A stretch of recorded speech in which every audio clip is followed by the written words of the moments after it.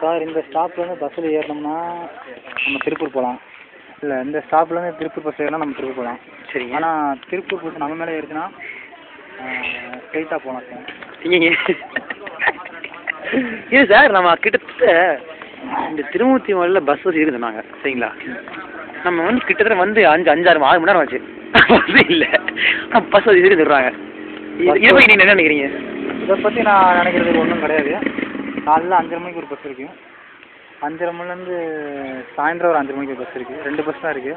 சரி. இங்கே உள்ளவங்க கூட ஒரு காட்டு பூஜையா எதுவும் கண்டுக்க மாட்டாங்க. மாட்டு வண்டியிலே போயிடுவாங்க. ஏன்னா நடந்தே போயிடுவாங்க. 1 ரூபாய்க்கு வெத்தலை வாங்கி போட்டாங்கன்னா 1 கிலோமீட்டர் நடப்பாங்க. 2 ரூபா இருந்தால் வேர்க்கடலை வாங்கி ஒன்றா தின்னுட்டு போயிடுவாங்க திருப்பூருக்கு நடந்து. அது வந்து இந்த ஊரில் இருக்கவங்க வந்து இதெல்லாம் சொல்ல விரும்பல சார். சரி, விட்டுருங்க. வேணாம் விட்டுருங்க.